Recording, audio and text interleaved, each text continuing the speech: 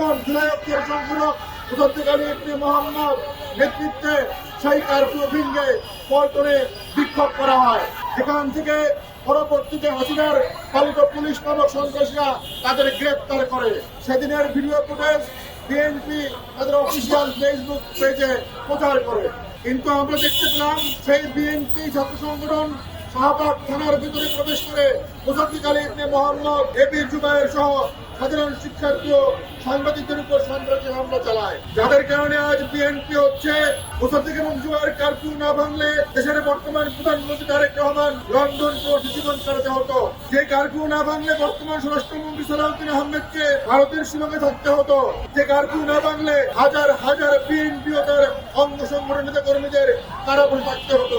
সেই মুসাদ্দিক জুবায়েরদের উপর ন্যাক্কারজনক হামলা চালানো হয়েছে। 23 এপ্রিল যখন ছাত্রদল নিজেরা সোশ্যাল মিডিয়ায় গুজব ছড়িয়ে একজন ডাকসুর হল সংখ্যক প্রতিনিধিকে হত্যার হুমকি দেয়, তখন জীবনের নিরাপত্তার জন্য শাহবাগ থানায় সাধারণ ডায়েরি চিঠি করতে যাওয়া হয়।